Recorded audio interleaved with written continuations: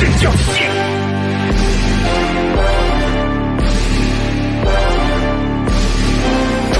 a horn and a drum roll.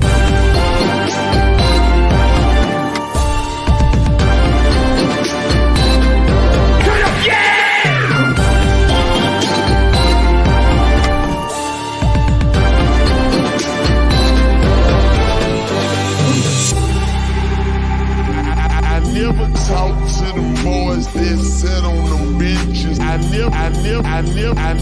never talk to them boys that sit on them benches. I was in the game on 4th inches.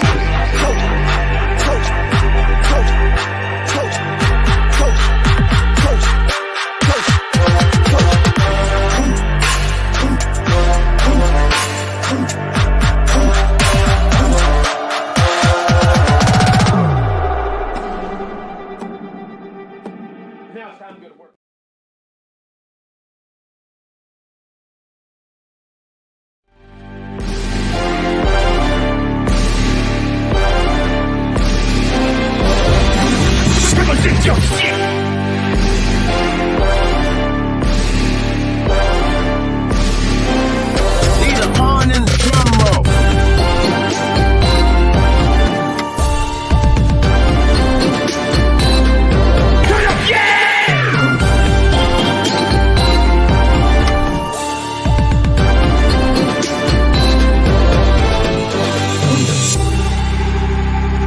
I never talk to them boys that sit on them benches. I never talk to them boys that sit on them benches. I was in the game on 4th inches.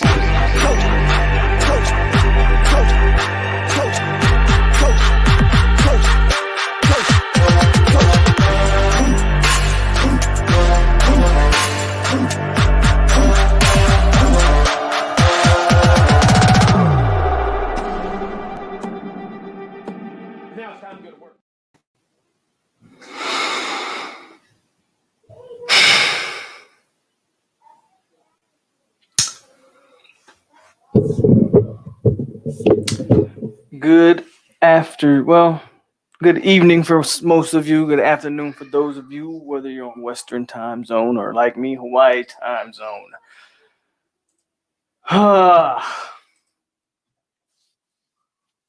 Today, this is emergency podcast. I am very pissed, extremely angry. And I got some bad news, guys. This is only the beginning. I believe this is only the beginning. And I'm going to tell you this is not going to change until it happens. Hold on. Until that happens, it's not going to change. That has to happen. Read it at the bottom of your screen. Florida just did it. So don't tell me it can't happen. Florida just fired their defensive coordinator. Don't tell me it can't happen, guys. And I'm trying to be calm, but this is going to be that show that I didn't rant after the Notre Dame game, really. This is going to be the show because you can't expect to turn the program around when you're going to look as inept as we look right now. Losing Brandon Jennings, that's just, look, do I blame him? Honestly, no. How can you blame any kid, any defensive player looking at the way this defense has played in 4 games? At least the offense has improved every game, right? How can you look at a defense that gets worse and worse and worse and not tell a guy the caliber of a Brandon Jennings? How can you be mad at him for wanting to go somewhere else? Granted, in his little message, he said FSU is still a possibility, but he's definitely opening up his recruit. I don't know if you guys can hear me. Hold on. FSU still a possibility. FSU still a possibility, but he's going to open up the recruitment. But you can't blame him. You can't blame him. Amarion Cooper, That's probably the next one to go. If you don't know, now you know. Michigan's pushing for him hard, and Michigan's believe they're about to flip him any moment now. Marion Cooper's probably the next one to go. Brandon Jennings is just the beginning. And you can't tell me Adam Fuller's not to blame. I'm sorry. I'm sorry. And you know why I say that? I've watched last year. Marvin Wilson played better than this. I watched the linebackers, who were still a weak spot last year. They played better than this. The Janarius Robinson last year, while he wasn't amazing, he played better than this. The entire defense has regressed. Don't tell me this isn't a coaching thing. Oh no, we just got a bunch of trash players. The entire defense at all three levels have regressed. It's not like we see an improvement here and then it's not like the secondary needs has been okay and the linebackers have been bad, or the defensive line's been really good, but the backers and the secondary, all three levels of the defense has regressed. Oh, and heads up, it's not like we lost any glaring talent over the offseason. Stanford Samuel, anybody want to say that's a big loss? I don't quite think so. Dontavius Jackson, he was just as bad as any of the linebackers we got on the field right now. I don't think that was a big loss. We didn't lose anybody on the defensive line. The entire defense has regressed. Let me get to the let me shout out everybody in the chat because I haven't done that. Let me get to the chat. Shout out everybody. Let me scroll to the top. I got Phil DeCane, Giuseppe, what's up? Samuel was good. Todd Polk, Kenny Zapata, J Play, Tyler, Skyline Kid, Great 19, Noel Blooded. I see you, Jalen. Give me a minute. Florida State Love, Yella, Jason Arnold, Mr. Wolf, and Sean. Can't even pronounce that last name there, buddy. But again, everybody that I just shouted out, thank you for showing up. Jalen, I'm gonna bring you in, man. Let me rant some more. I was already pissed off after the Notre Dame game, right? But I actually came away from that game feeling a little good because we saw an offense. But this ain't about the offense tonight. This ain't going to be about North Carolina tonight. This is going to be strictly Fuller, this defense, and the only way you're going to turn anything around is with recruits. And if a kid who grew up a diehard fan just told you in a message, I'm not seeing enough to play here, what more needs to be said? Again, Florida just fired their defensive coordinator today. Todd Graham, I believe. Florida fired him. Now, should we fire Fuller now? And I don't know if we should fire him right now, I'll be honest with you. It's a tough situation either way you go. Do you have anybody on the staff right now that you feel comfortable with that can draw up a defense and be successful? I don't know about that. That's a question for Mr. Norvell. But all I know is when the clock hits triple zeros on the last game of the season, Fuller needs to be gone. Period. Miami fans, if you're in the chat, I got a question for you.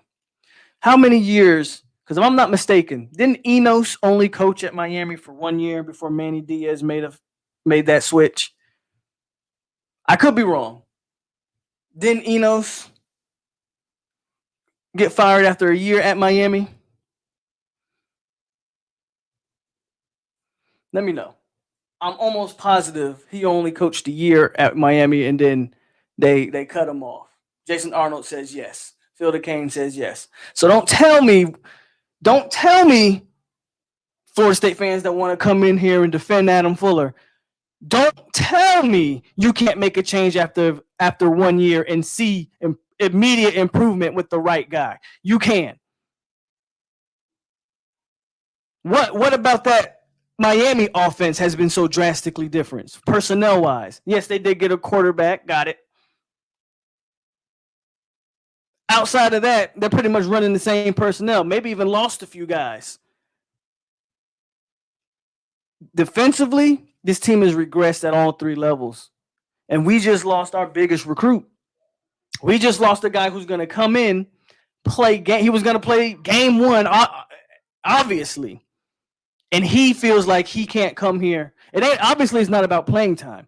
He doesn't feel like this team is being coached the right way. Oh, and I got more bad news. It's not going to get any better this Saturday going up against North Carolina. Look at the rest of the offenses in the ACC. NC State looks like they got a legit quarterback. Boston College has a legit quarterback. Who are we stopping? Are we going to seriously have to go out here and score 35 plus points every game to even try to win one football game? We can't stop anybody. When has a Florida State defense ever resembled anything remotely close to this? And you're telling me that it's just strictly on the players. Yes, I know we got some bad players, but guess what? We had those same players last year and those same players the year before. I'm not saying the defense was great last year or the year before, but damn it, they never looked this bad. When have we ever given up 350 yards of rushing in one game to Notre Dame? When has that ever happened?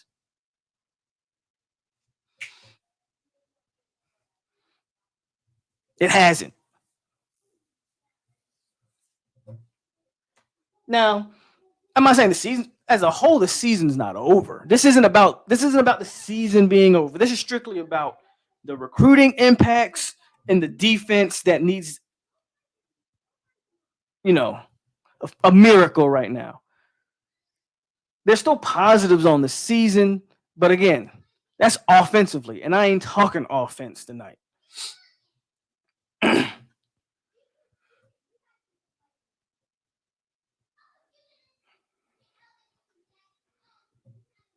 Rose say this shit's bananas. Hello, Sally from Sydney. Miami said he's coming to Jennings. Says so. The only update I know from Jennings is that he's interested in Notre Dame, and I know his brother's at Miami. But from what I've learned and heard and gathered, there really isn't much talk on the Miami train. Miami's kind of more into Terrence Lewis. Notre Dame, I think, is the key thing for Jennings right there. Even if he's okay, the perception is bad, so we have to cut our losses and get rid of him to hang on to recruits. Definitely. Joe says it was from a troll account. So, okay, so maybe I am wrong on that. That's fine.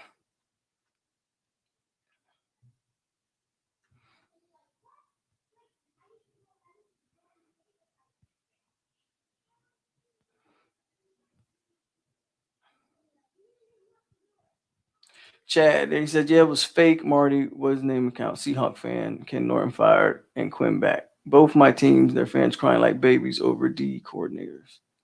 The offense looked good, but defense is so bad. Yeah, Graham is still with you. Fan base wants him gone, though. Okay. So I was misinformed on that. That's fine. Does anybody think Graham's going to make it past this season if that defense continues to play like that, though? With the way the Florida's offense is as a like an elite level, does anybody think Graham's going to be here or be there? I would say not. Not if the defense continues to play like that. It's the same thing here. At least at these other schools, they have offenses. Granted, it seems like all the defenses right now in college football don't seem to be too good, unless you're Georgia, right? Or Clemson. But Bama gave up a ton of points. Florida's given up tons of points. I got it.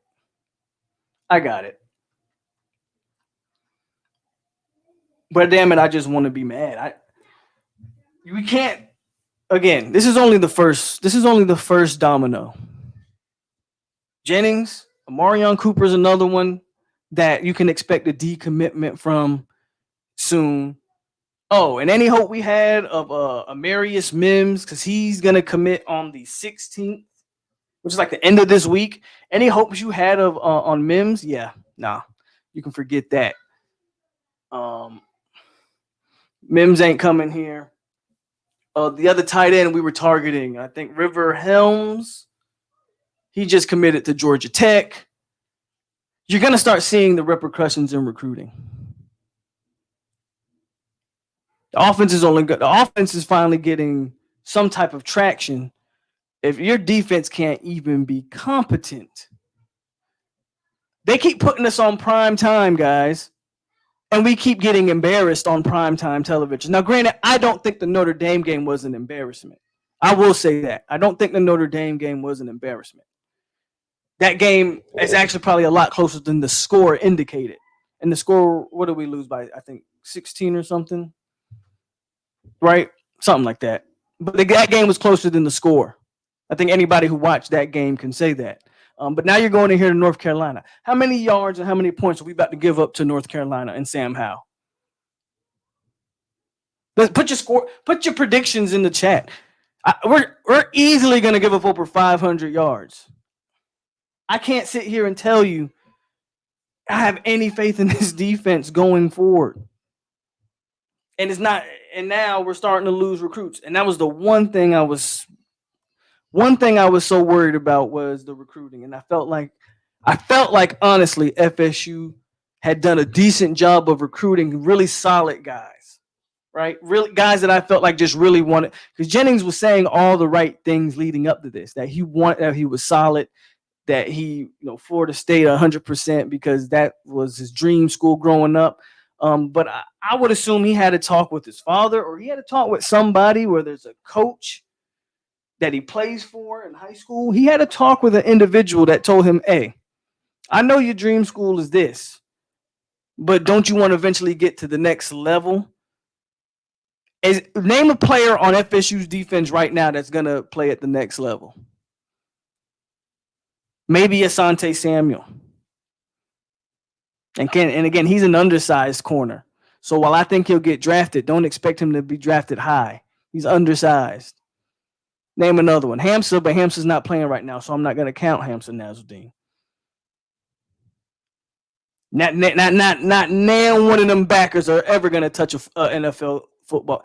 None one of them linebackers will ever touch an NFL practice squad, let alone a game on Sunday. So name me somebody. Travis Jay's not playing right now, so I'm not going to name him. Your only hope is Marvin Wilson. And now, right now, Marvin Wilson looks like a 3rd, 4th round pick at best.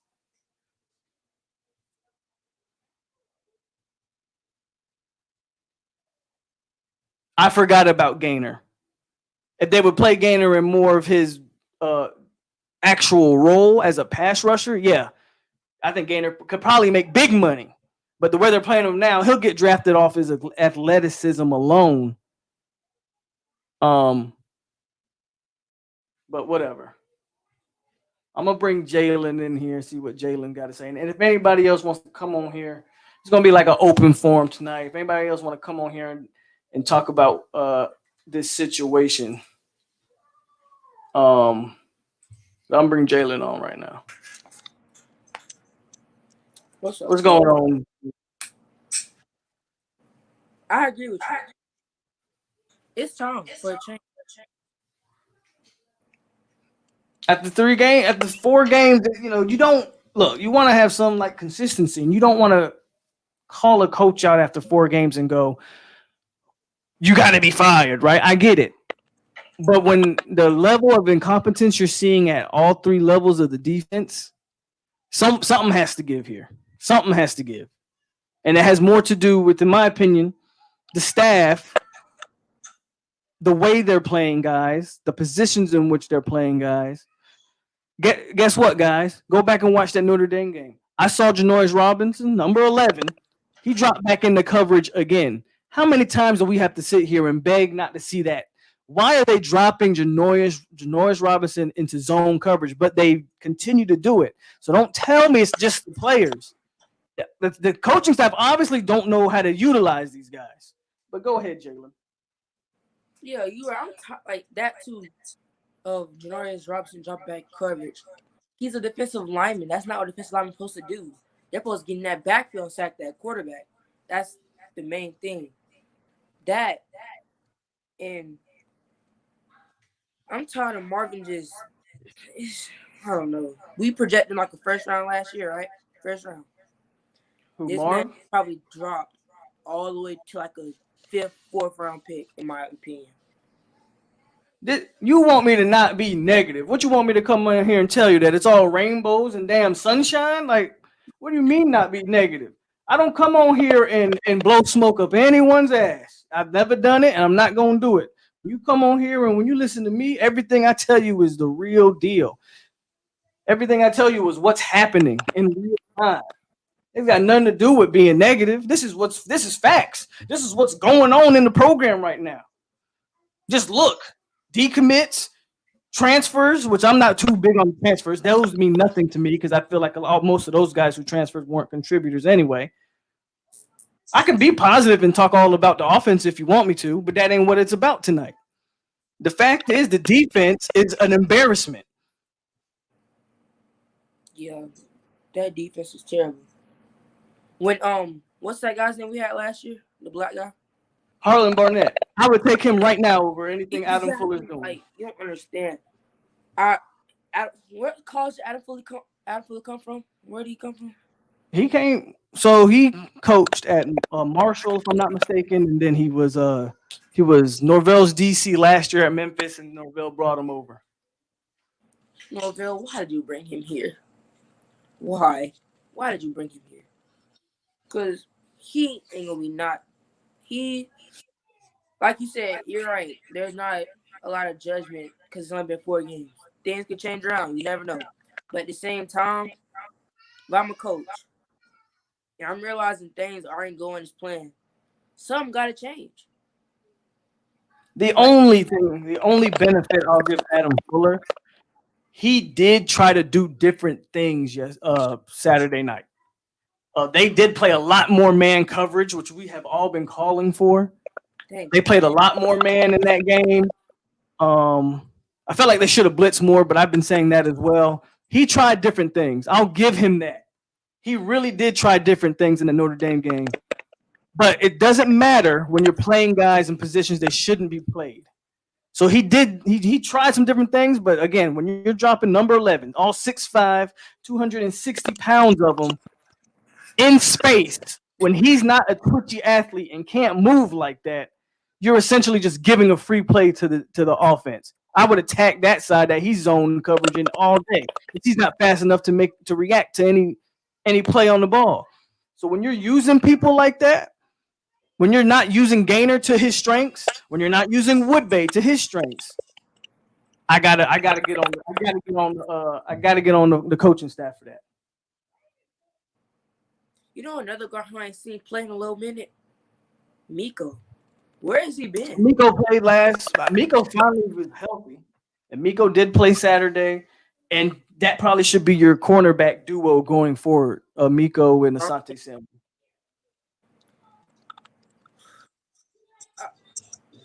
At this point, I gotta apologize to Kendall Dillingham. I'm sorry. I'm sorry for what I said. Hope you remember what I said. I got money fired. I'm sorry to Dillingham. I mean, he did something, right? He did something. And one thing I wanted to question Saturday.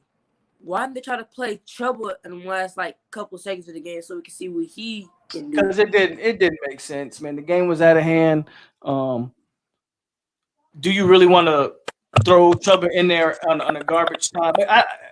Again, he's coming back from a broken collarbone. It just don't rush him out there to get hurt or anything crazy. What was Chuba gonna do in the last minute something of a ball game? He really wasn't going to be able to do much. So I'm not. We'll see, guys. We'll see Chuba. Don't worry. We'll eventually see him. Don't rush him out there. It's just me, though. There's nothing wrong with Jordan Travis. Don't get me wrong. There's nothing wrong with him. I love him. From day one, that should have been our starter.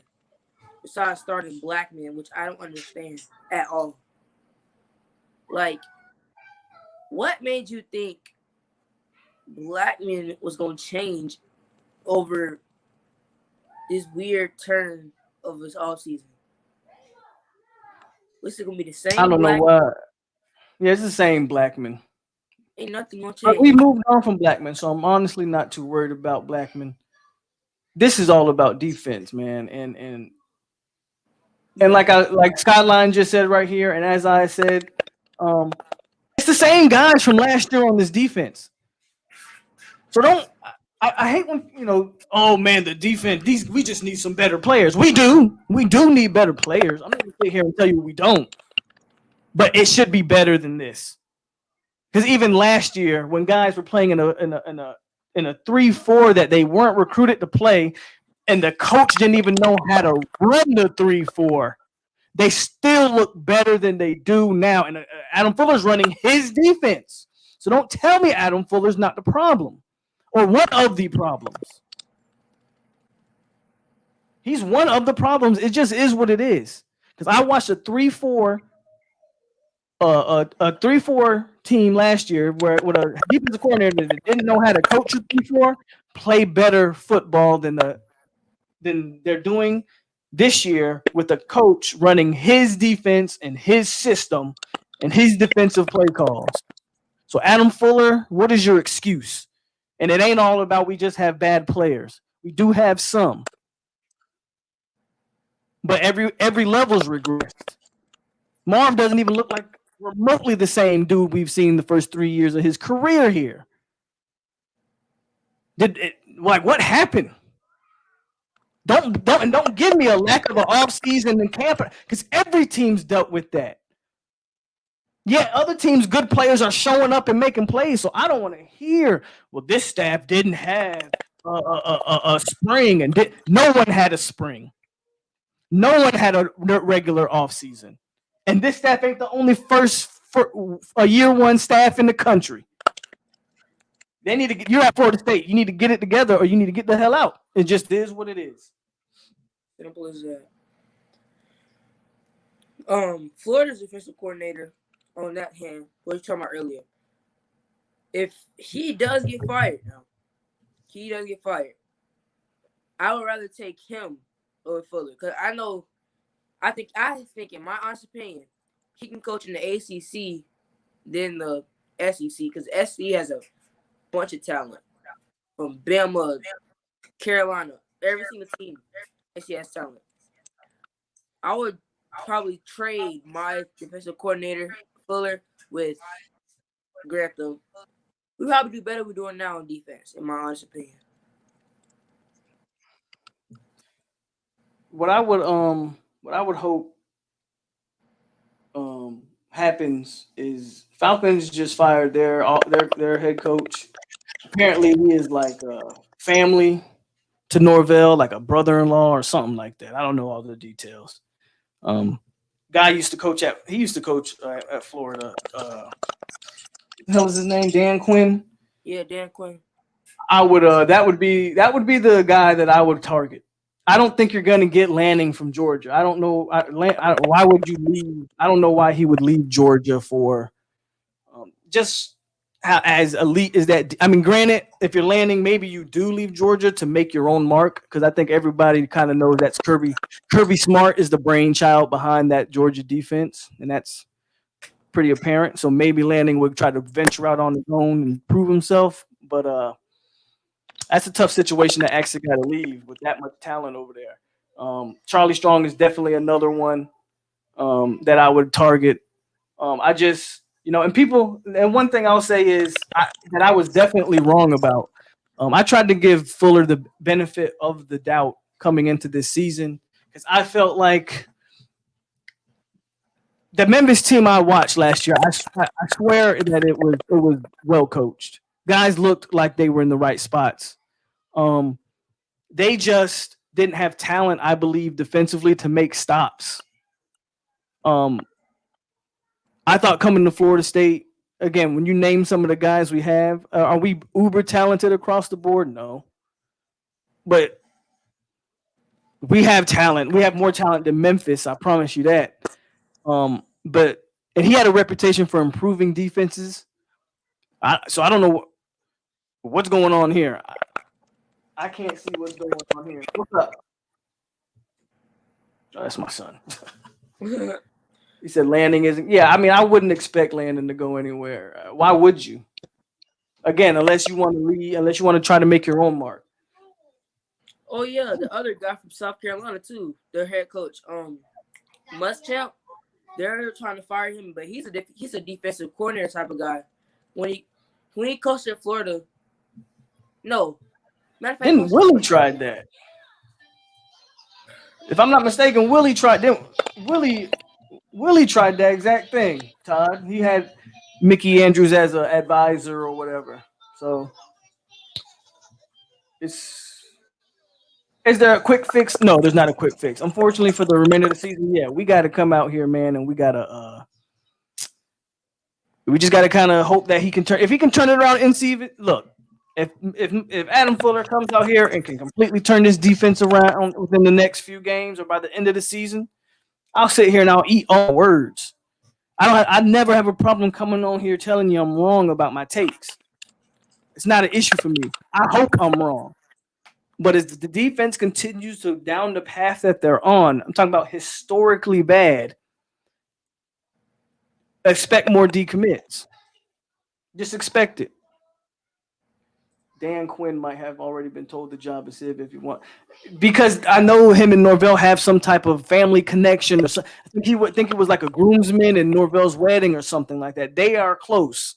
I would hope Norvell has reached out to him. Honestly, I do. If he has Florida State, we might get Jennings back. We'll probably get a bunch of 5 stars. I pray that's the case, but if that is that we do get a lot of more 5 stars if you hire Dan Quinn,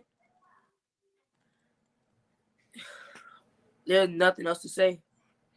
I've been on the youth movement. Now with the youth movement, we also have to understand there's going to be mistakes with the youth movement. I'm cool with the youth movement, but I also understand like there's going to be more mistakes, honestly, with the youth than the letting the seniors and juniors play. The problem is using guys the right way. If go back and watch, was it Notre Dame's first? I think it was. I don't remember when the first or second touchdown was. One of the touchdowns they had, was it a touchdown or a first down? I think it was a touchdown. They're streaking a guy across the middle, and I think Warner's in coverage, and Warner's chasing this guy, and he's at least 5 yards away from him. Now I'm asking myself, if you know our linebackers are that terrible in coverage, why are we Warner's so slow? Like I don't even have an answer. Like why are we lining up a linebacker on a receiver, which I believe it was a receiver. I'm doing all this off the top of my head. I can't remember. I believe it was a receiver. Why is Leonard Warner lined up over a receiver? It doesn't make any sense. Coming from a Kane fan, I respect Polk. He gives it raw and he uncut. He ain't blowing smoke about his program. Nothing but respect for you. If things don't change, we could see Quinn soon. The youth movement is going to have guys. I mean, that's the truth. The youth movement is what it is. There's no. I'm not even going to lie. That youth movement that is going to come sooner or later. Why not sooner? And the thing about it is, I've always been a proponent. I can live with Steven Dix. I can live with DJ Lundy messing up. And they messed up in that Notre Dame game. Lundy on one play was too wide. Running back ran right past him for like 60 yards. Got it. I can live with those because I know those are freshmen playing their first college games. They're seeing all this stuff for the first time. That stuff will process. They'll get better. Wait, Lundy's a freshman? Yeah, DJ Lundy is a freshman. I thought he was like a sophomore. He looks like a senior, but no, he's a freshman. I can't live with Emmett Rice and Leonard Warner doing those things. I can't. They've played and seen too much football in 4 or 5 years for me to sit there and go, oh, well, that's just a mistake. I'm not saying they're not going to be they're not going to be perfect. Is there a perfect football player? No, but damn it, when you constantly make mistake after mistake after mistake, let's just go with the guys. Let's just go with the young guy. How many times did I watch Leonard Warner and Emmett Rice hit each other? Like our two linebackers are taking each other out of run plays because they don't know what the hell's going on. Either they don't know what's going on, or they just don't have the capacity to learn the defense. I don't know. Would you move Gainer down to defensive end? I've been calling for Gainer to go down to defensive end for weeks now. He said Dalvin Cook was perfect. I've been calling for Gainer. I feel like Gainer is the one like real twitchy athlete we have on the edge. I don't know why we don't use him as our primary pass rusher. Again, it's just decisions like that I think, I mean, that's like, again, go back to that last year's staff. That's one thing they had right, was using Gainer as an outside pass rusher. That's one thing they had right. In Gainer's true freshman year, he was a redshirt freshman, I believe, but they used him as a true outside pass rusher in that 3-4. I feel like last year, where we thought a lot of guys play out of position, it's looking like last year they had a more how these players played than these guys have. Maybe that's coming to me because that was their second year there. I don't know. Funny question, Paul. Would you rather have Dontavius Jackson or Warner? Bro, that's like picking between. That's like picking between AIDS or the coronavirus. Like that's a death sentence either way. I can't do it. Oh my God. Tavius talked so much. I thought Dontavius was the worst linebacker I had seen. I'm starting to honestly believe that I see you, Todd Polk. Give me a minute. I'm honestly starting to think that Warner is worse than. Actually, I'm not even starting to think. Leonard Warner is a worse linebacker than Dontavius Jackson. At least Dontavius Jackson, at least he would try to cover a receiver that's trying to blow him downfield. But Warner, when he tries to cover, just gets dusted. Like, I don't know. What's up, Todd? Can you hear me? Todd Pope. I don't know if he muted or what. No, he's not muted. Trying to fix him, right? Well, we can't hear you, Todd. I'll bring you back when you're ready. So maybe I'm tripping. You know what? Maybe people that telling me I'm just negative. You know what? Maybe I'm damn it tripping. Maybe I'm just thinking too much. Maybe I haven't watched Florida State for the last 20 plus years in my 32 years of life, and maybe I just think, maybe I should just accept that we are the new Miami now. But we're looking very Miami-like over right now with decommits, and maybe I should just accept that.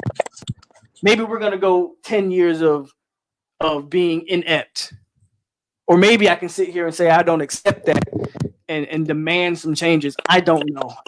Maybe I'm tripping. Am I tripping, Jalen? I don't know. Because at this point, I don't know. I just want change. That's like, I want us to be back to where we were before 2013, 2014, winning game after game after game, championships, winning game after game after game. Don't tell me. I mean, you can't tell me that. Like, I'm looking at this offense. You can't tell me coaching doesn't matter. I want you to watch this offensive line. Tell me who on this offensive line is. We're actually playing younger guys and less experienced guys than we played last year's offensive line, and they're better. Remember, we had a grad transfer last year as well on that offensive line, and this offensive line is 10 times better than that one. What's the difference?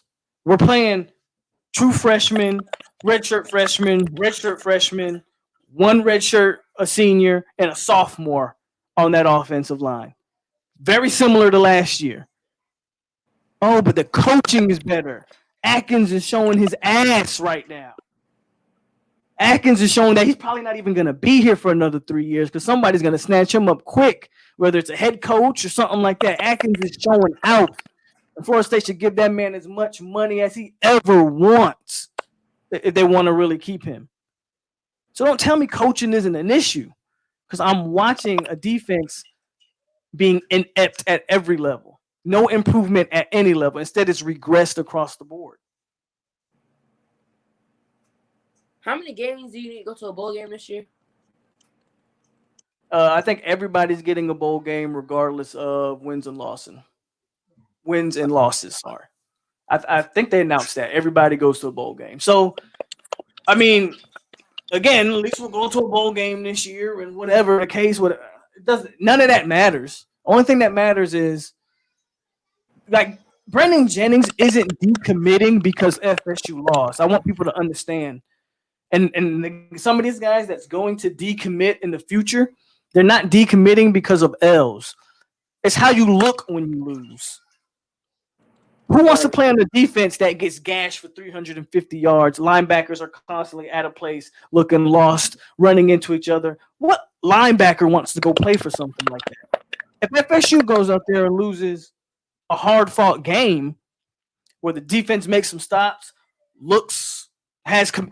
that's another thing. I don't see any communication on this defense. Does anybody ever watch this defense and see guys pointing, telling players where to go, I don't see any communication on this defense. I literally just see guys standing there until the ball is snapped. Again, maybe that's me and I'm not watching the same things that some of y'all are watching. I see no communication. Who wants to play for something like that? The kids see the same thing we see. It's not all about wins and losses. It's also about how you looking. I bet you there's some offensive recruits around the country right now that are interested to see how this offense continues to improve for Florida State because they're starting to do some things. They're starting to make some moves. The offensive line is looking like it's competent to get receivers the ball in space. There's some guys I think that believe if they can go into this system, they can make plays and be successful. But nobody's going to watch that defense and thinks they can be successful. Let me see if Todd Pope is ready again. Todd, you ready?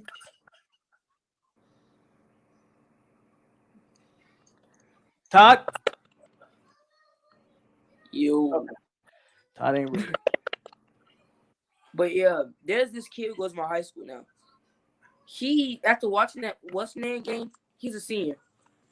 After watching that Notre Dame game, the way that offense played, he was kind of thinking about going there because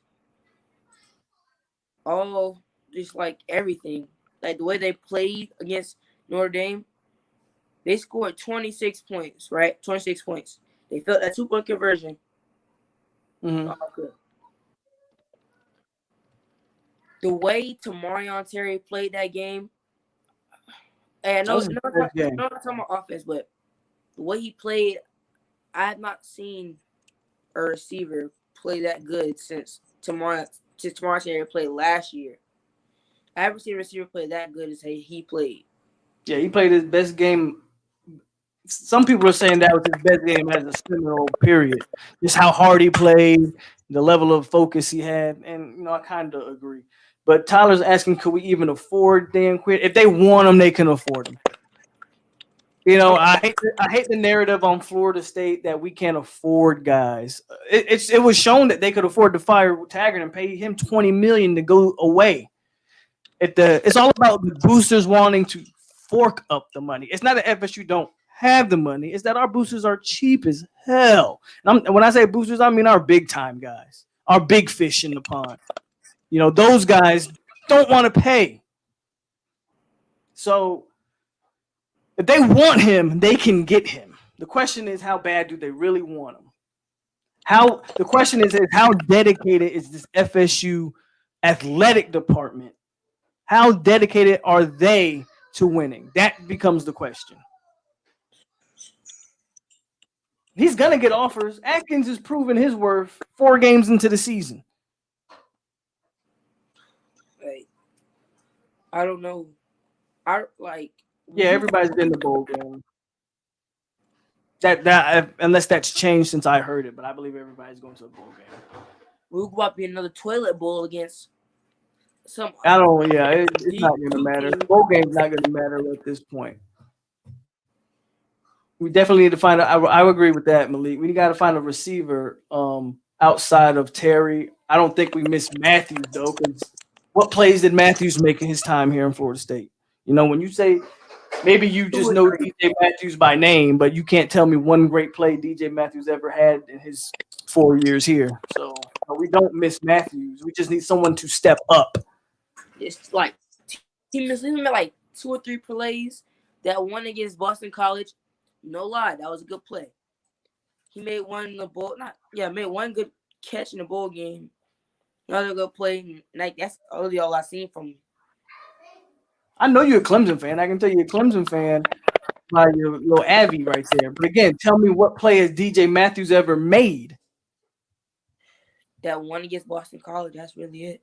That's it. He made one catch against Boston College and he had a punt return against Miami 3 years ago.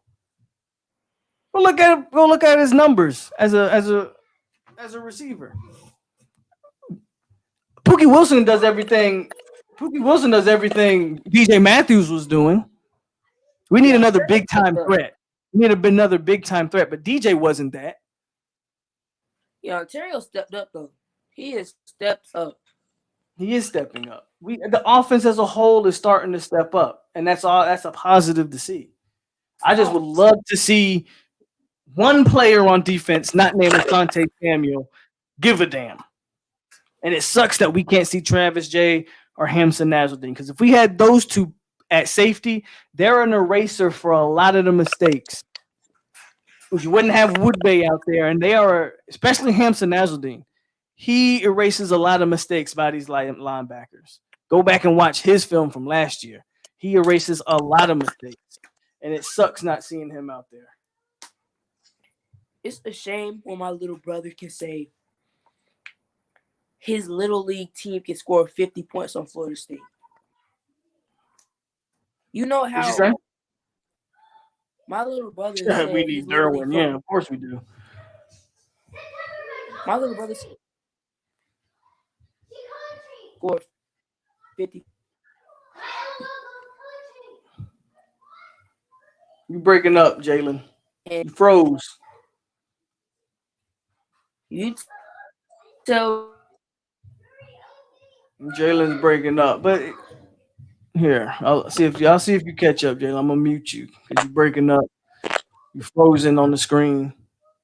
But again, guys, this was just an emergency podcast because I am livid, and it has more. And honestly, it has more to do with just branding Jennings. Those things are gonna happen when the team looks as bad as it looks right now. Do the players, I see them on social media all the time. Do they not care? Do we have a bunch of guys that just don't give a damn? Do they like being called soft and sorry? Like, when does somebody gonna take accountability and just Jalen, you all the way froze, so I don't know what happened, homie. When is somebody gonna just have some heart and say, damn it, I'm tired of being sorry? Do we have a guy like that on the defense? Because I can go back years and think of just some of the dogs we had on defense, guys who wouldn't take no for an answer, whether it was a Telvin Smith, a Jalen Ramsey, a Nigel Bradham, a Lawrence Timmons, a Darnell Dockett. Like, I can go back 20 years if you want me to, of just names of players who you weren't going to tell them no. They weren't going to be denied. And I feel like we got a defense that as soon as they find any type of resistance, they just fold like a damn lawn chair. Like, they don't care. So it does start with the players. I'll give you, people that telling me it's the players, not the coaches. Look, I'll give you some of that. It's definitely some of these guys need to look up in the mirror and man the hell up. Absolutely. But there's no excuse for every single level of a defense to regress. On the same staff, I'm watching an offensive line do a complete 180 in the way they're playing football. Does it have a lot to do with the quarterback? Sure, it does. But honestly, they were playing that way even before the quarterback change. Just nobody noticed it, because if you don't really pay attention to these games, or you don't know what you're watching when it comes to that offensive line, our quarterback play was so bad you couldn't tell. Jordan Travis, he does make the offensive line better, but they were already doing some of the things that you're seeing before Jordan Travis even started. Again, Atkins probably be the first $1 million defense offensive line coach in history, if that's even a thing. Like, Atkins is earning his paycheck. I don't think Fuller is. And not only is Fuller not, we can go to the position coaches. Again, regressing at every level. What are these position coaches doing?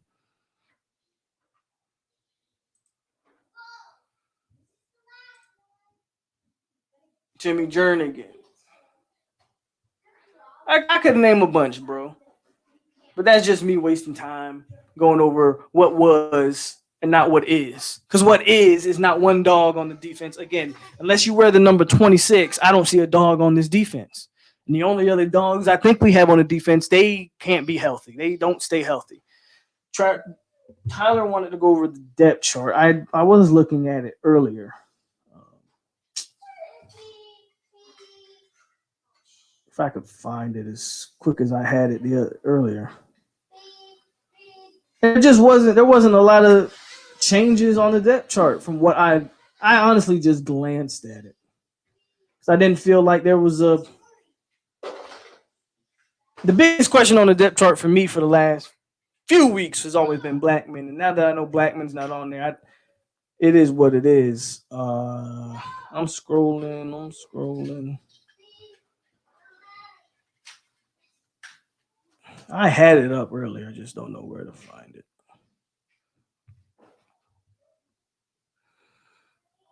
So tomorrow, even though I did the emergency podcast today, tomorrow we'll go live again tomorrow. There's the depth chart, and we'll really talk more about what to look for to North Carolina. But today is all about this defense. Offensively, there's not really much difference on the offense. Everybody who's been starting is continuing to start. There is a chance. Well, no, that's not really a difference. But they got Darius Washington maybe coming back. Again, nothing big. Defensively, again, to me, I don't really see anything. I mean, Travis J is listed on the depth chart. He was listed on the depth chart at the beginning of last week too, and didn't play. Sidney Williams is making an appearance on the depth chart at a true freshman right there, so that's interesting. Hamza has been on the depth chart, I feel like, for the last 2 weeks and hasn't made an appearance, so I don't think you can take much from that.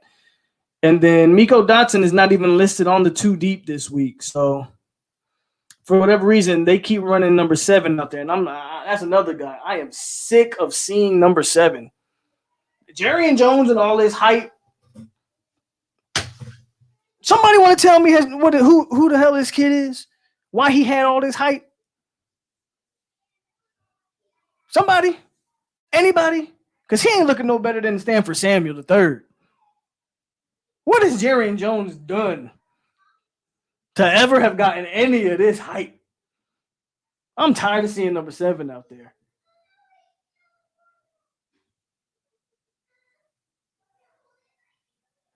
Gino says they not mean enough, POLK. Just like, yeah, they don't. We don't got it, man. They don't got it. Hamster's listed, but again, Hamster's been listed every week and hasn't played it down, and I don't expect him to. As defensive coordinator, we need meat for my church league. The opposing team sometimes gets to 200 yards a game. I thought I was pretty good. Sniper, put it in your resume right now. I'll take it. Play Brownlee. Is that Buddy girl? Yeah, that's Buddy that we got from Mississippi State. At least Fabian Lovett has been effective at times. I've been much more pleased with Fabian Lovett than I've been of Jerry and Jones. I've been much more Jerry. I can't even tell if Jerry and Jones is on the field half the time because when they throw at him, it seems like the receivers always catch it. He can't catch interceptions. Is he making plays on balls? Does he have any kind of pass defenses this year? What is Jerry and Jones doing? Right. Dude has a good spring against a terrible quarterback in James Blackman, and everybody wants to hype him up. Jerry and Jones is not the goods, guys. Or maybe he's playing out of position. Because I remember when they brought in Jerry and Jones, the big deal was for him to be a safety, not a corner. A lot of people think he would play better as a safety. Maybe Jerry and Jones should be playing safety instead of Woodbay and move Akeem Dent. Again, I don't know what the deal with Miko is. Maybe Miko don't want to play no more. Maybe he's really dealing with some type of injury. But Miko's not even listed on the depth chart this week.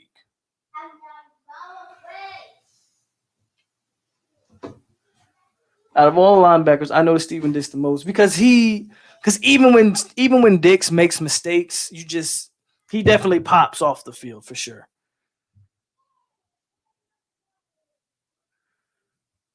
Yeah, he's inches away from being good. I agree. Once everything becomes second nature to Dix, I think you're going to see a special linebacker there. I really do. But hit the like button, folks. You know how we do over here.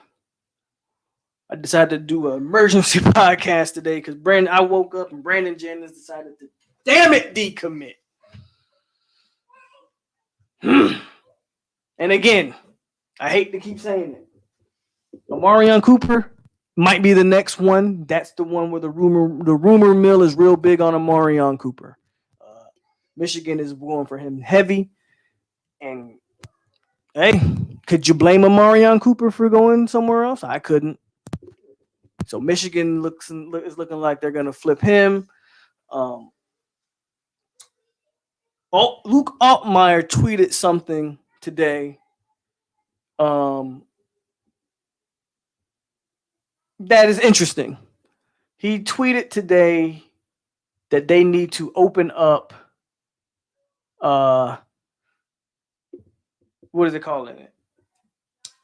Lift the deadline. So they can, kids want to start visiting these schools. He tweeted this after Brandon Jennings decommits.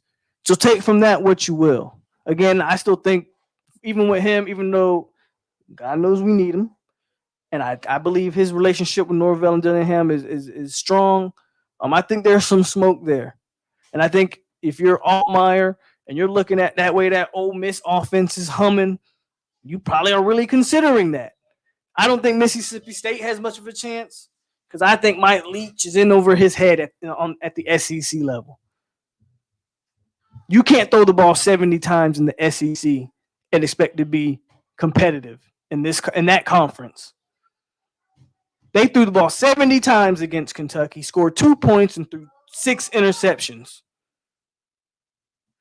So I don't know if Mississippi State is a real contender, but I think Ole Miss is definitely in the mix.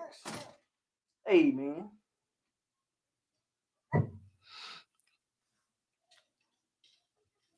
Luke want to start visiting schools, man. That's all I'm going to say. Did you see Emmett Rice try to make them tackles? Oh, God, he's the worst. Emmett, that's another thing. At least with Emmett is why I give Emmett a slight nudge over Leonard Warner. Emmett Rice is a lot of times he's usually in position. He usually reads the play, usually knows where it's going, usually can get there. Emmett Rice can't tackle to save his life. Tyler is hitting the nail on the head once again. He might be the worst tackling linebacker ever. And you know what that had a lot to do with? When I watch Emmett Rice try to tackle, he tackles way too high. He does not get his shoulder down. He tackles like this. I'm not saying lead with the head like this, but you get down and you look up at your target and you attack. And he's like if he's going for a hug. That's how he tackles guys. Like if he's trying to hug somebody. Yeah, Mike Leach is done, bro. Mike Leach, again, you're not going to throw the ball 50, 60, 70 times in the SEC and be competitive. So, and I agree. He caught LSU off guard. LSU's dealing with LSU obviously has fallen off this year, but they had so many opt outs and lost guys. You can't have that much attrition that LSU had and expect to be the same team. LSU is dealing with a ton of attrition this year from opt outs and just they lost, I think, 17 players to the draft. So he just caught LSU off guard. You're gonna see the real Mike Leach the rest of the season, and it's not gonna be pretty. That Pac-12 crap ain't gonna work in down south. It's just not gonna work. Not if you're throwing 75 times, man. Ain't no. And they have a decent running back down there in Mississippi State, and they not using them. So hold on. Todd Pope says he's ready. Let's see. Let's see if Todd's ready. Todd, can you hear me? Yes, I can. What's going on, my man? Not much. I'm just a guy I'm the big Knoll fan up here in Illinois. So, Good to hear from you. yeah, nice to meet you guys. Hey, I really like the show. Thank Get to you. know you. But anyway, yeah, it was kind of sad here in Jennings recruit. I mean, there's a guy could be a starter next year. I don't know what's going on. But yeah, I look for I'll tell you this. Here's my point of it. The defense looks like a monkey making love to a football. No communications. They should go out. I should bring my buddy's big 565 New Holland four-wheel drive tractor, get 50 100-foot log chains and wrap around their head and pull their head out of their butt would be the first start on the defense, including Coach Fowler. But yeah, there's just no. They look lost. It's like, it's like trying to lead a blind horse to a trough of water. I don't know. Right. It's just like, yeah, we're down for. Yeah, it's kind of sad. I mean, we had bad years the last 3 years. We were on the top of the cream, but now like Clemson and Alabama and Ohio State, and those are the teams that everybody wants to go to because those three teams are going to be in the Final Four every year. So do you think you blame do you blame the coaches or do you blame the players more? The problem is the media is not asking the coaches and say, hey, when are you going to make a change? They're not answering the same questions. They need to just bust them. They need to just tell the coaches straight up, straight truth and clear, say, hey, when are you going to change, instead of asking the same questions and over and over and over again like a broken record player. I mean, it's like people are just scared to tell the truth. If I was one of those reporters, I'd say, Aaron, are you going to make a choice? Why are you putting Robinson in coverage and not rushing him? Why are you not putting this guy here? Why are you putting people in there missing tackles? It's the same BS every time, over and over and over. It's like, wow. And Because they do it because they can't. Those guys, those reporters, they don't want to burn bridges, right? Those guys, they have inside communication with the program, and if they start bashing coaches and stuff, then the coach won't give them access to the program no more. So they ask softball questions because they know if they ask the hardballs, the coaches are gonna not want to deal with them. So it's unfortunate. No. But just like recruiting. I mean, this Fadome kid I've been telling you about, that tight end in Iowa, this guy is lighting it up right now. He's going to be running for Mr. Iowa football. I mean, this guy is a tight end who can really play. The guy can block. You've been talking about him for a couple weeks now. Yes, this guy can flat out play. This guy is another Gronk. This guy can pancake block you. He can block like an offensive guard. He's got great hands, and he can break stride. This is a tight end that can start one right now. His best select would go to Iowa, which Iowa right now, in the last 10 years, has been tight end U. There's a lot of great tight ends there in the NFL that came out of Iowa. Yeah, this kid can ball right now, and he's like the number 2 tight end out there. It's like if I'm a coach, if I want to see talent, I would go out and get this kid or something like this, not getting rid of these 3-star scrubs. Yeah. Right. I hear you. I definitely hear you. Yeah. Yeah. And last year's state, he had 5 pancake blocks. 5 pancake blocks. He was knocking out defensive linemen and linebackers. Just imagine a tight end making 5 pancake blocks. You don't see that. All I'm gonna say is you're gonna see they're gonna end up filling this class with more 3 stars because the 4 stars that were in the mix for like Terrion Arnold, he's not coming here, folks. No. I'm really questioning whether Payson. I mean, I know he's been crystal ball to us for a long time now. I would not be shocked if Payson moves on from us and goes back to his home LSU or somewhere like that. Like Mims, we can forget about that. We were Yeah. lucky to get Chambry Jackson. Let's hope Chambry Jackson sticks. Like there's really this if they don't improve on field, yeah, it's gonna. I don't know. I tell you what, Josh Griffiths made a nice play. He stopped the run on the one play. You Who know, was that? Josh Griffiths, the freshman. I've been happy with Griffiths. I like Griffiths. Yes, he made it. He made a nice plays. He tackled the guy not for loss, but he stopped him for a 1 yard gain. But no, they can't set the edge. And Notre Dame's offensive linemen did anything they want to defense to Florida State D. They outmanned him, blocked him. I mean, there was a hole where you could put park 3 semis through. Yeah, I mean, Notre Dame just outmanned them. They've just been so outmanned this year. It's like they don't know how to shed blocks. They just do half. They just not going full force.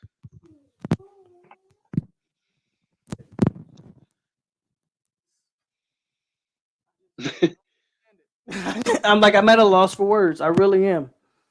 I'm too. I mean, just imagine you're waking up every day. It's like a nightmare. You just can't wake up. It's like, and you don't think the day's going to get better and better the next day.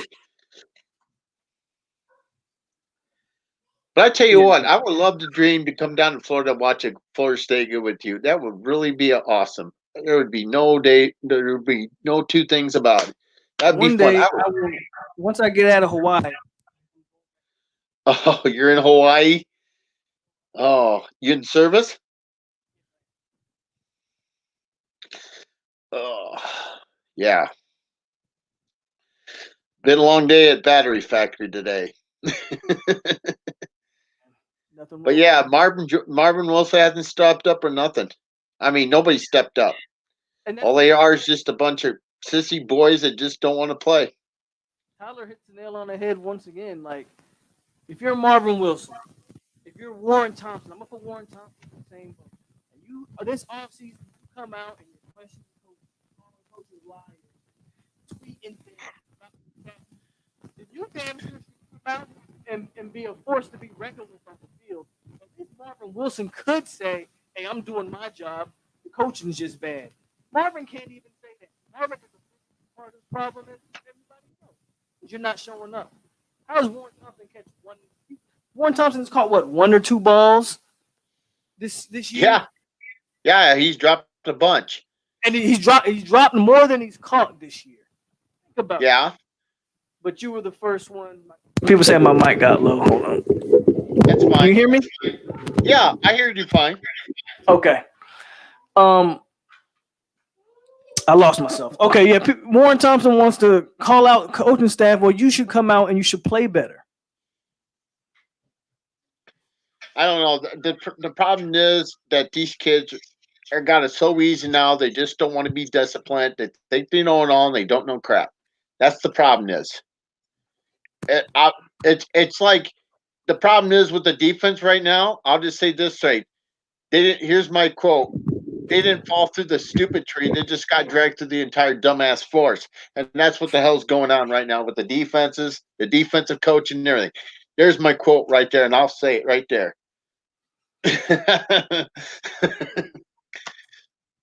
I'm in the Army yellow.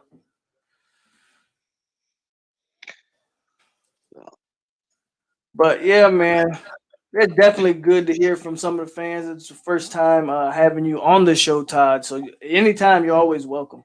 Oh, my pleasure. I mean, hey, I had a lot of family in the Army too. True story. My dad was the same platoon with Elvis Presley. True story there. That's good. Yep. I think this might be my last go round here though in Hawaii. I think I might be calling it quits after Hawaii. But we'll see. We will Well, see. yeah. Thanks for letting me be on. I'll come out and talk to you every time I can. Hey, anytime Jalen, anytime, man.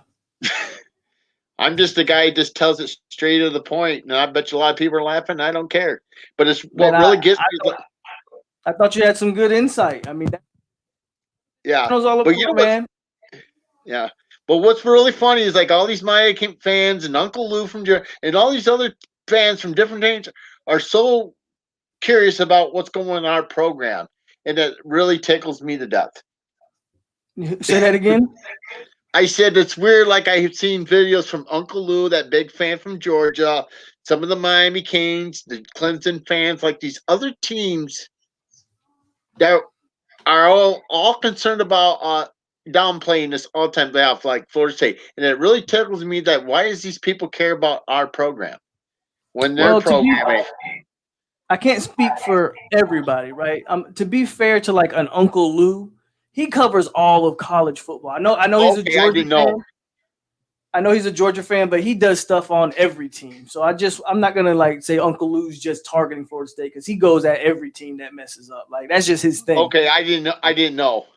Yeah, Uncle Lou, he does all of college football. Some of these other guys, yeah, I mean, it is what it is. But like I said, you look at when we beat Clemson that year in 2013, when we went there and just took them to the woodshed. Clemson used that game as a chip on their shoulder, and you look at Clemson now. Clemson is like, we created a monster after that game, and we just never kept up to. I mean, and that's what, and it's like the tide turned. It's like I said, after that 2014 Rose Bowl game, we lost to Oregon when the program went downhill. Pretty much. Yeah, we went all in on like McLean Harry, who had red flags. Yeah, Didn't let him go. Jimbo made some big recruiting mistakes after that. You darn right he did. He put a lot of eggs in baskets that those baskets ended up breaking. You darn Like, right. Big time. It was like it's like he's holding a box of M80s, and he thought and worried about didn't think they were going to explode in his face, and they did. Yeah. All right, I'm gonna let you go. Nice talking to you. Man, nice talking to you, Todd. Anytime, man. Yep. Yes, sir. Bye bye.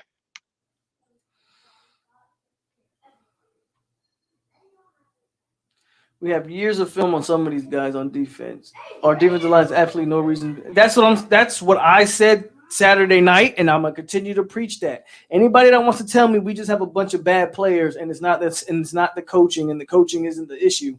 I got 3 years of Marvin Wilson tape being excellent.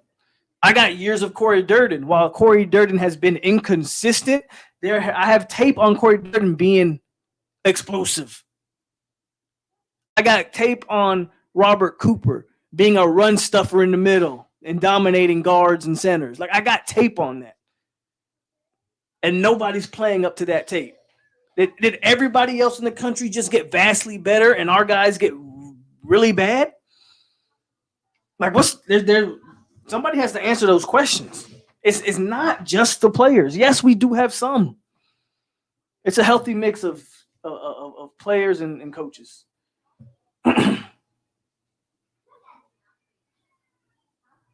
Shout out to I picked them. I said Jimbo has the Gators number, so that game did not surprise me.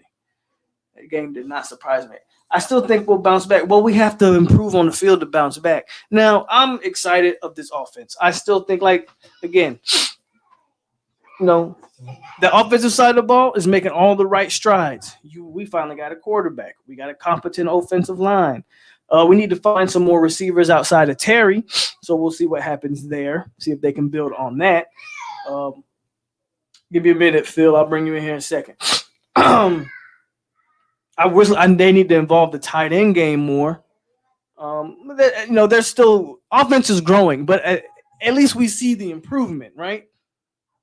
Defense has gotten worse every single game, and now we got another top 5 matchup prime time against an explosive offense. What do we think that score is going to be? If FSU even wants to have a remote chance, that's a 42-45 type of ball game right there. Like, seriously. I'm about to bring Phil. Y'all be nice to Phil. He is a hurricane, so I'm about to bring him in here for a second. What's up, man? What's going on, Noah's fan base and Hurricanes? How y'all doing? What's going on, man? What you got? What you got for us? Just chilling, man. I noticed, you guys like team performance, and it's not that I want you guys to do bad because it's more exciting when both teams are good. I can't help but notice, the level of talent you guys have on defense. You guys have a lot of highly talented players, and with that, I just feel like you guys just need like a new heartbeat. Not like a new heartbeat, but some type of motivation because Novell didn't really come off with a good start. That's fair. You But know, the reason I'm gonna let you finish. But the reason, like, I know everybody's been like Norvell, and he made mistakes, right? He had Warren Thompson call him out. He had other guys call him out. You notice how many guys have left the program. To me, that's just a sign of Norvell not taking no BS, right? Now, Norvell yeah, admitted his mistake. He admitted his mistake in the Marvin Wilson situation, and that's fine. But if you were following that Warren Thompson situation, Norvell had no apologies for anything that happened between him and Warren Thompson. Some of these guys are just soft. Some of these players are just soft, and they can't take any type of discipline because they haven't had discipline. And Willie Taggart was not known as a disciplinarian. Let's be honest. They haven't had any of that. So I think it's a lot of pushback on the discipline part of it as well. yeah. I mean, it's all a process, I mean, being a first year head coach, is usually a rough year. Yeah.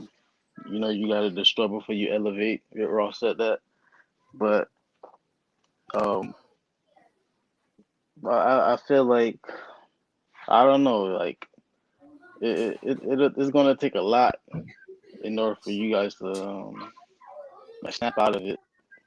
Um, I'm very proud to hear you guys did perform well on the offensive side of the ball because I was watching our game. I was watching us get blown out along with watching you guys, and I was like, oh shit, like if you guys would have upset Notre Dame, that would have been great. That would have But if been we had a, turning if point. we had a defense, that game is in the mix. Like, we're right there in that game. I mean, we actually had the lead in the Notre Dame game for a little bit, and the defense gave the lead right back. Like, again, offensively, are we growing? Yes. We're gonna make mistakes, but I'm more pleased with the offense than this defense by far. Um, and then Miami, they should bounce back this week. I mean, I think Pitt's actually a tougher game than I think some of Miami fans want to admit. But it'll show a lot. If Miami comes out here and they're able to really dominate Pitt, then it'll show that that Clemson game you just lost to a better team. Yeah, and it's no no putting down on like Pitt's defense or their team. We're like a 11-point favorite as of right now, but Okay. um, but yeah, they have a very good defensive line. I think their yards allowed per game is like very low. And they're going to, put a lot of players in the box for us to be able to pass the ball. So I mean, you guys have a problem. Y'all had a problem with your quarterback play, but we don't have no proven wide. I got featherweight right now, so I mean that's our problem. But this is Yeah. like Florida State football talk. Are you good, man? We talking whatever. Yeah, I mean, yeah, but like All right, you guys. I think you guys are ranked number 25 right now in recruiting. Like, how do you think Norvell? Like, well, what is the best outcome? How do you think he should You said finish recruiting. this recruiting class? Yeah, So up until today, I was actually very pleased with the recruiting. I thought recruiting was going pretty solidly. Overall, the recruiting has still been good. I mean, we still have landed a 4-star offensive tackle, which we haven't done in like 4 or 5 years, right? We still just landed a big time defensive end this past weekend in Chambry Jackson. So they're still making moves. It just, this one hurts because Jennings was going to be like a day one starter. Like, we obviously right. need linebackers. He was going to be the linebacker of the future going forward. Um, but I did call for this. I didn't know it would be him, but I knew somebody was going to decommit. The question was, who was it? Now you have to ask, do people start following suit? Well, all it takes is one guy to be out, and now other players are going to look at it and be like, oh, well, damn. Maybe we should start looking around at other schools too. Um, if they can't improve anything on the field, I don't see how it gets better, to be honest with you. I mean, yeah, the part of the cookie is crumbling, and it's like, how do you rebuild off of this? You know, like it's on. It will make me frustrated. You know, just looking at it. For my class, my recruit. If it was like our recruiting class, like, damn, how do we come back from this? You know, I mean, you can't really sell off your games, um, the games that's played in your record as of right now. I'm not trying to put y'all team down or anything like that. I feel like you guys definitely do have what's necessary, which is talented players in order to turn everything around. But That's why I I say I mean, think I think we're in a similar situation than you guys were last year, right? When you guys had Enos, and I remember watching all you guys in y'all live streams and stuff like Zoe and all that, and they were not happy with Enos. They wanted Enos gone, right, and Manny Diaz did it. Year one, he said, "Nope, Enos, you're not getting it done," and he brought in another guy. And frankly, he maybe saved Manny Diaz's job, maybe has saved the program going forward because you were able to get a transfer quarterback, transfer left tackle. Offense has looked extremely better in just 1 year. That's how you know it's coaching. Because in just 1 year, that offense has been completely turned around with just one hire. right. I think Norvell has to make that same decision here. And if you want to salvage this class, if you want to convince guys like a Brandon Jennings, hey, we are committed to being great, Fuller's got to go. Like, I hate to say that, but Fuller's got to go. Actually, I don't hate to say it because Fuller get paid a ton of money and he needs to produce. Fuller gets paid 6 figures, so even if he gets fired, Fuller's still gonna have money to fall back on. So I don't actually hate to say that. At the end of the day, man, you gotta produce if you're a defensive coordinator at Florida State. Right. Excuse me. Yeah, I mean, You I say you don't look like know, somebody man. say you look like Jalen Rand. Nah, man. Put my head down. They be trying to compare me to people, freaking Walker Flocka and whatnot. The freaking other people. It's crazy, but um, um, I was gonna say something. I'm not really big on Fuller. Um, I'm not big on him, but is that the defensive coordinator that Norvell brought over? Yeah, he was with him at Memphis and he brought him over. And everybody was telling me, man, everybody was telling me that Memphis defense was terrible. And I just kept defending it like, hey, he didn't have a lot of talent over there at Memphis. Let's see what happens when he gets some toys to work with. Same result. You do look kind of look like Naquan Murray. I don't know who I'll that give is, y'all that one. man. You do kind of look like yes, he do. I don't even know who that is. But when I heard that, Go what? ahead. Go ahead. Now when I heard that you guys were bringing over that defensive coordinator, and it seemed it was very like clear that Norvell was still recruiting the guys that he, built the relationships with while he was at Memphis, I was like, that is not going to work. I Well, mean, Fuller wasn't his first choice. He wanted the Georgia defensive coordinator. They're good friends. That guy used to work for Mike Norvell in the past, so I think that was his first choice.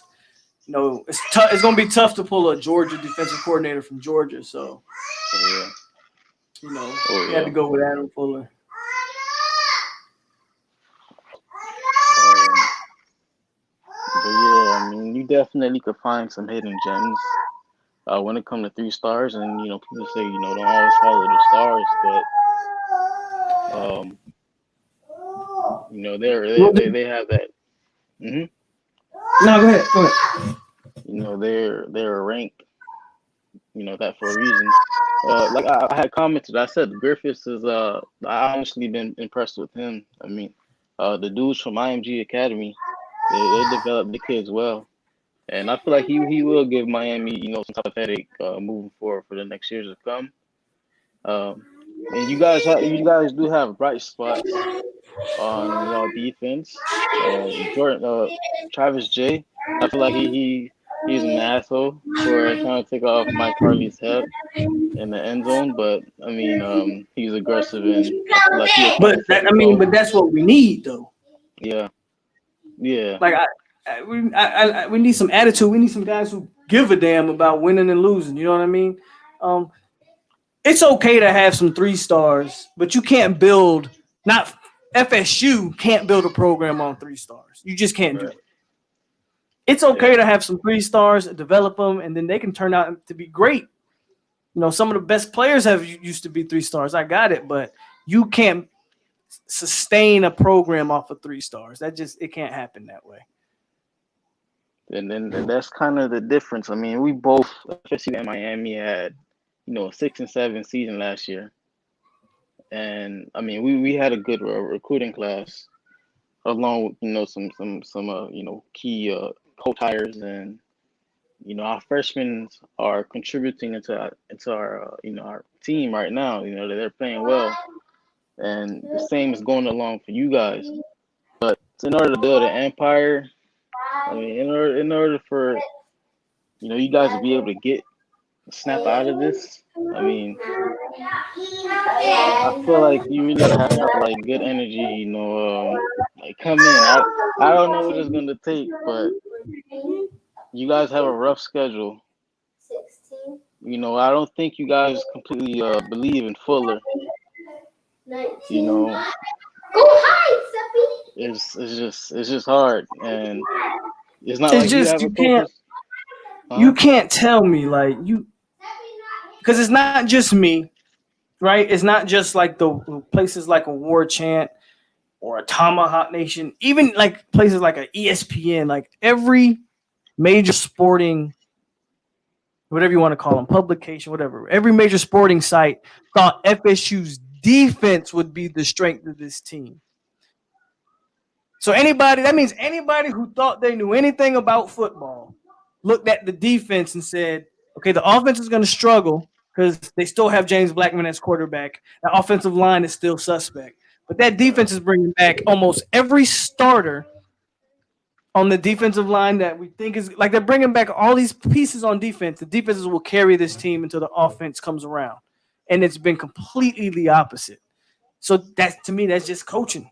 Like there's no other way for me to see it. It's coaching.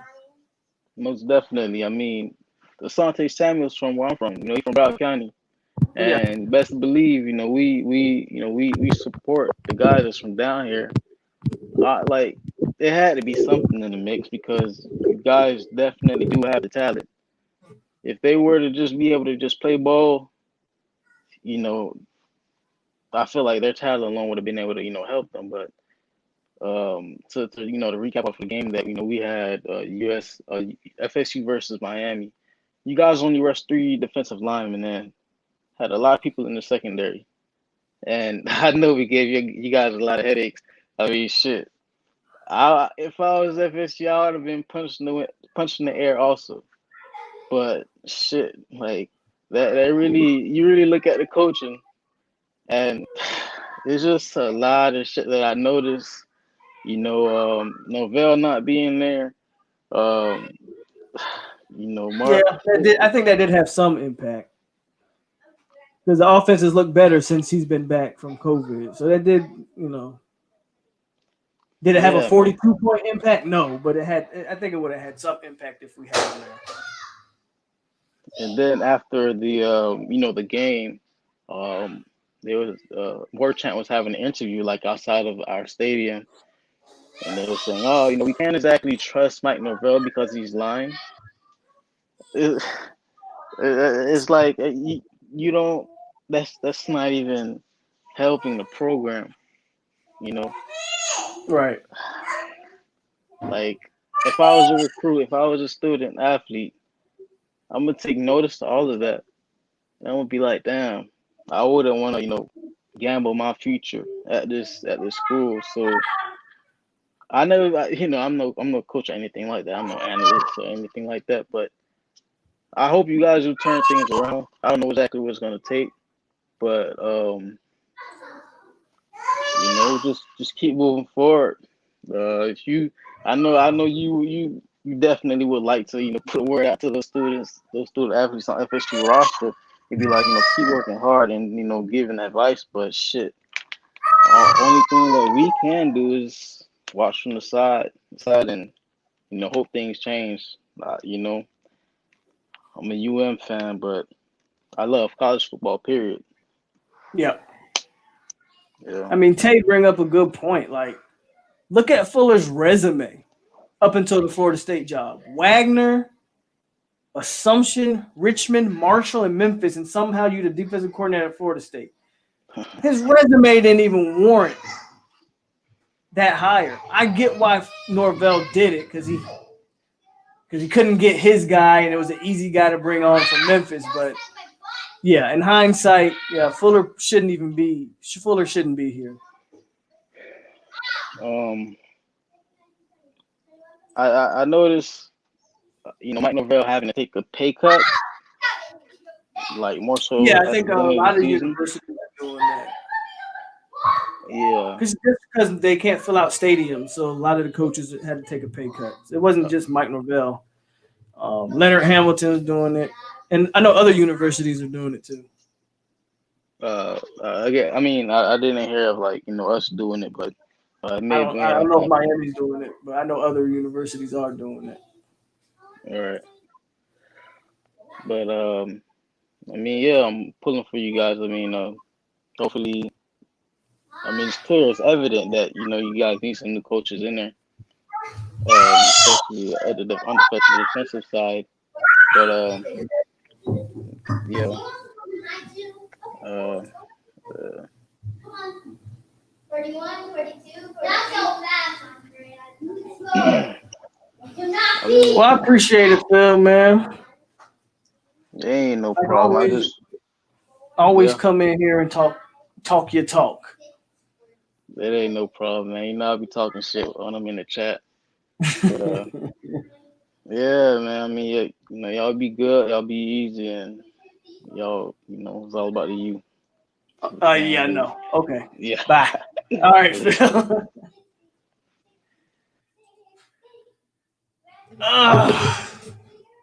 So there you have it.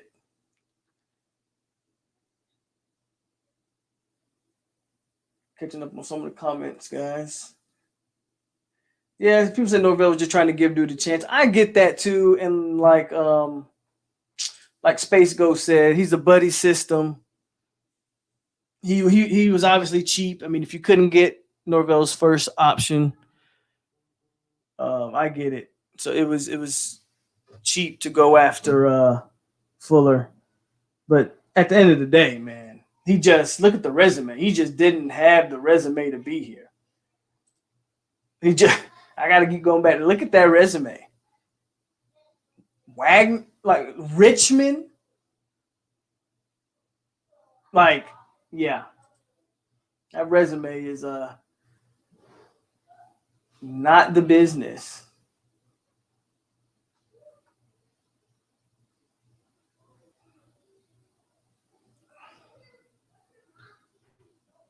Shout out to Gino for the $10 donation, man.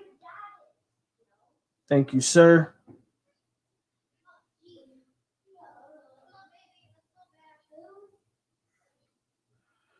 We got another QB. They're talking about Garcia maybe flipping to Miami. I was reading some stuff on that, but who the hell knows? This ain't about Miami. I don't care about y'all. At the end of the day, getting a bad D coordinator, it's costing them now because FSU is one of those programs. FSU is one of those programs that its history is defense. Yeah, we had the Charlie Wards.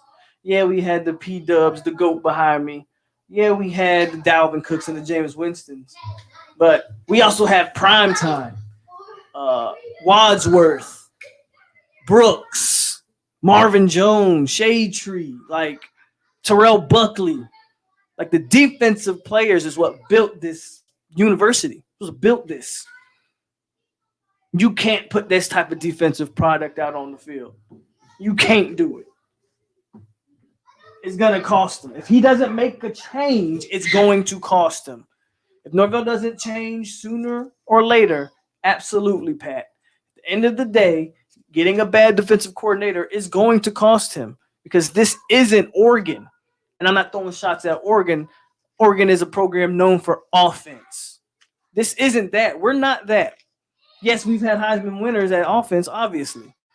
But we ain't – this is DBU. If not the DBU, one of them. Hell, at one point, we were linebacker. You can look at some of the linebackers, again, that's come through this school. The Brian Burnses of the world. Again, I already said Wadsworth. I know I'm forgetting guys off the top of my head. Darnell Dockett, Corey Simon, Buster Davis, Kendall Pope, Peter Boulware. I can just keep naming, like, come on, man. Come on. Defense is what built this program. And if we can't build this defense back to where it's supposed to be, we're a shell of our former selves. We go from Mickey Andrews. Stoops was good. Stoops got the defense back to where it needed to be. Pruitt took it to the next level, and now we're breaking it back down again, like you said, Space Ghost. And again, I think Barnett Barnett gets such a raw deal in all this. Harlan Barnett gets such a raw deal because he was forced to coach a system he didn't want to coach. And right now, I would take Harlan over Fuller any day of the week right now. Any day of the week right now. It's so hard to get former FSU players who gives a damn are going and doing well in coaching hired on the coaching staff. Shade Tree. I follow Shade Tree on Twitter. He supports Mike Norvell 100%. People have asked Shade Tree this stuff. He says he doesn't want to overstep his boundaries. He respects Norvell. But to me, it kind of sounds like he'd be open to coaching. Shade Tree, I think, he'd be open to do it. And also, some of these coaches got to reach out, man. Christian Jones. What's up, Hurricane Speed? Vince Williams. Forgot all about Vince Williams. Telvin Smith. DeMarcus Walker. There's a lot of guys, bro, we can name. Legit defensive players that we can name. Pat Watkins, Tonio Cromartie, Brian McFadden. I can list name on that defense for days. That's what this university is and has always been. Let's get back. We got to get back to it. Hit the like button, guys. Joyner, man. Joyner. Cromartie be going in on these players on Twitter. Cromartie holds nothing back. I follow Crow. He is quick to call players trash and garbage. Yeah, Cromartie don't play. Greg Reed. Forgot about Greg Reed, huh?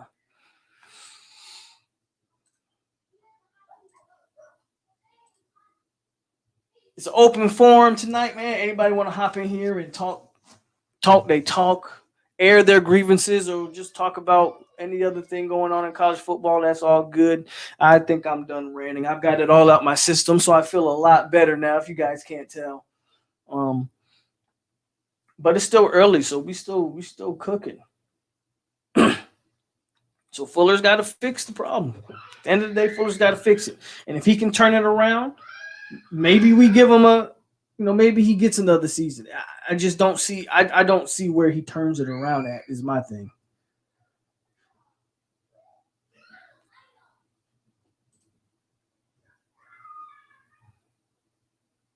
Cromartie has no filter. I love it. Yep, sure don't. So until he turns it around, Clemson is D-line U.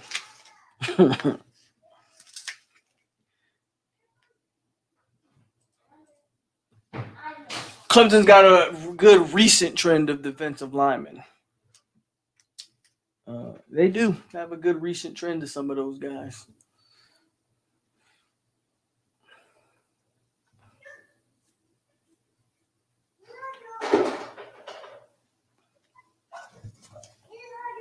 People don't talk about it. Well, one of the biggest reasons why Clemson, yes, sir.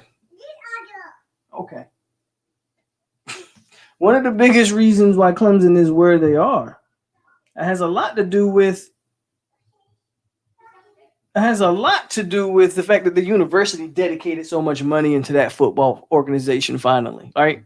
The university stood behind football and made it a priority, and that's kind of why Clemson is where it is. A lot of blame, man, also comes from the FSU athletic department. And they need to get it together. And that you either want to be great, and if you want to be great, you have to spend the money to be great. Believe me, put the money into the football program. You're going to get it back in return. You're going to get it back in return.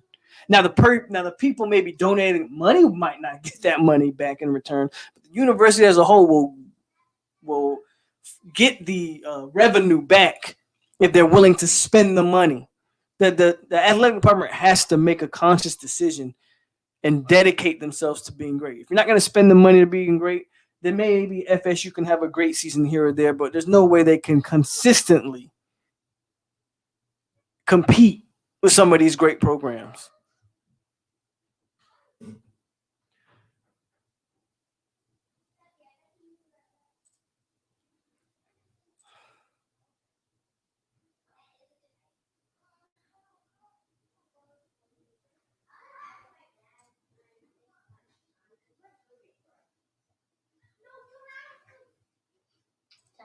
Yeah. When's it gonna be lunchtime? You hungry? All right. Mommy said she'll order us pizza. She did say that, huh? I'll call her. Give me a minute. Honestly, I think us losing badly to Clemson kind of affected Jennings. I know what you heard, but he said he liked what he's seen from Miami. I mean, we'll see. Obviously, brother's there, so he's gonna have somebody's gonna try to persuade him to go there. I get it. This, from what I'm hearing, is Notre Dame is like the real big fish out there for Jennings right now. Lorenzo was good. Yeah, so like you said, Shane, yeah, the Lundy and Dix, they're definitely building blocks for the future, but that's just one section of the entire defense, You say Fuller can't fix the problem until he gets the linebackers. What about the secondary?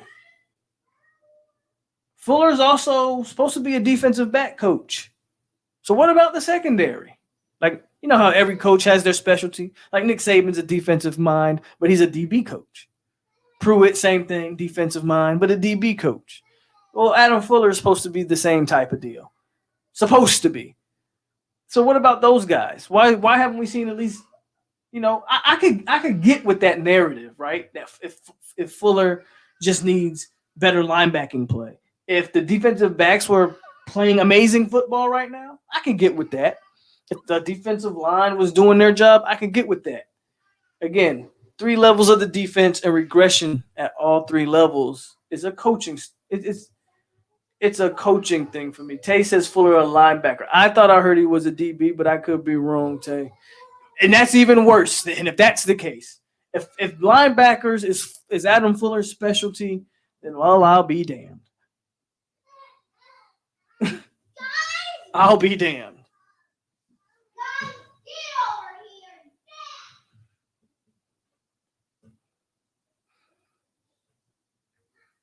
Yeah, let's say Notre Dame. So it's like, man,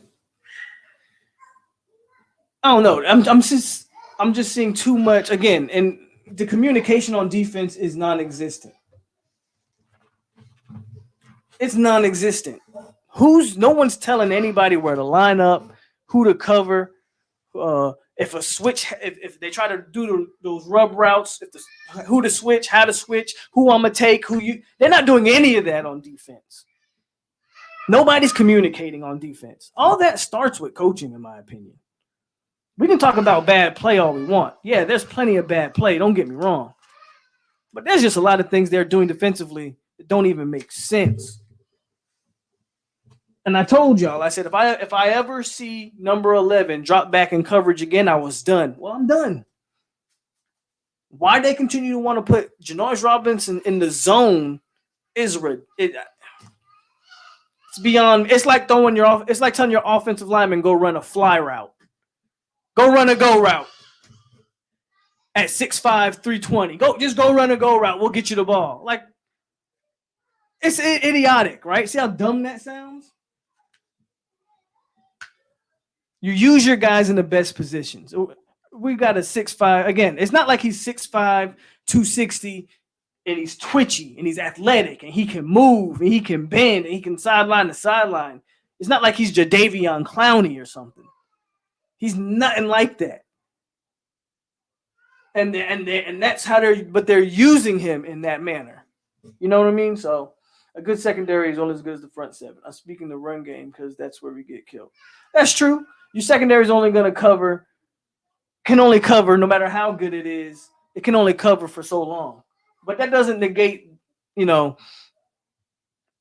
again, we can talk about that all we want, but who in that secondary stands out? Asante stands out. Asante Samuel is getting the same benefit that the other corner is getting, and Asante stands out. The safeties don't even stand out. But again, we're missing some guys there at safety, some real talented guys there. So I get you. I do understand you need some better pass rush, and the secondary can only cover for so long. I still just don't see the improvement that I thought I would see on both levels of the defense. Now Noble doesn't tell you Fuller is a defensive lineman coach. No, none of us know what the motherfucker coach is. Because I thought he was a DB. Tay say he a linebacker. Noble telling me he a D-line coach. I don't know. I'll go look it up so I can come with more facts. That just proves the point that Fuller got to go. Because nobody knows what the hell's going on right now.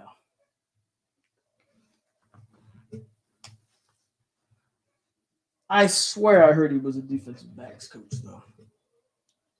But I'll definitely look into that.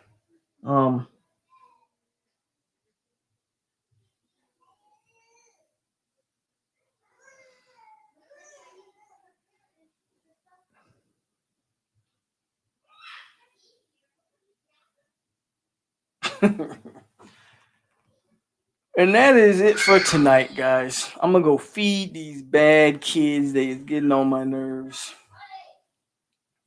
Oh, y'all can't hear me. I wasn't even talking. Hear me now. No blood say just look it up. We keep putting J-Rob and Warner and Rice out there for some reason. Ardavius, what's up? So that's all I got tonight. Went about 2 hours. There you go, Pat. Went about 2 hours. Had a good show.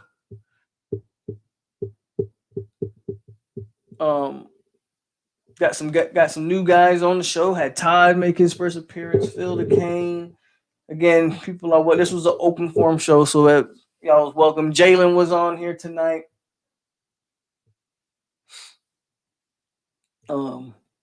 I just had to get this out here, man, because I was pretty pissed when I woke up and found out Brandon Jennings decided to decommit. But again, unfortunately, this may be one. I won't say one of many, but it may be one of some key guys may be on the out. If this continues to look the way it's looking, they have to. I just don't see where the defense improves, guys. I'll be honest with you. I just can't see it. North Carolina. I'll get into North Carolina tomorrow. We'll be here same time tomorrow. I'll be on here 6 p.m. Eastern.